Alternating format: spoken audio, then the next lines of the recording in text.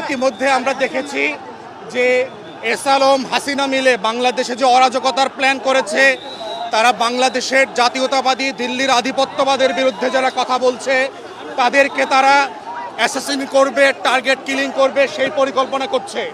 আমরা সরকারকে বলছি ইমিডিয়েটলি 1 থেকে 2 দিনের ভিতরে সারা দেশে আপনারা যৌথ বাহিনী ডিপ্লয় করে কম্বিং অপারেশন করেন। বাংলাদেশের কয়েক হাজার রাজনৈতিক গুন্ডা পান্ডাকে ইমিডিয়েটলি গ্রেফতার করা জরুরি হয়ে গেছে, যারা বিভিন্ন রাজনৈতিক দলের ব্যানারে বসে বাংলাদেশে একটা অস্থিরতা, অরাজকতা এবং নির্বাচন ভণ্ডুল করবার চেষ্টা করছে। এই জায়গাগুলোতে ডিপ স্টেটের একটা সম্পর্ক আছে, দিল্লির আধিপত্যবাদ জড়িত আছে। যারা রাজনৈতিক প্রতিদ্বন্দ্বী আছে নির্বাচনে হেরে যাবার সম্ভাবনা দেখতে পাচ্ছে, তরুণদের থেকে ডিসকানেক্ট হয়ে গেছে, তারাও ভয় আছে। এই সব শক্তিগুলোকে নিয়ে নতুন করে প্রতিবাদের আওয়াজ তুলতে হবে এবং আমরা এই বিচার, এই প্রতিবাদ কন্টিনিউ হবে। আমি সরকারের বিভিন্ন মহলে ইতিমধ্যে কথা বলেছি, যদি প্রয়োজন হয় এয়ারলিফট করে তাকে সিএমএইচে নেওয়া দরকার, যদি প্রয়োজন হয় দেশের বাইরে চিকিৎসার জন্য নেওয়া দরকার। যারা সাক্ষী আছেন, যারা ঘটনা দেখেছেন, তারা ইতিমধ্যে নিরাপত্তাহীনতায় ভুগছেন, তাদের নিরাপত্তার ব্যবস্থা করতে হবে।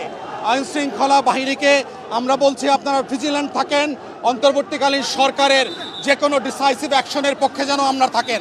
আমরা দেশবাসীর কাছে দোয়া চাই, সবার জন্য দোয়া চাই, আমাদের সবার জন্য দোয়া চাই যেন আল্লাহ তাআলা এই জাতিকে হেফাজত করে, দেশপ্রেমিক জনগণ এবং যারা জাতীয় নেতা আছেন তাদেরকে হেফাজত করেন।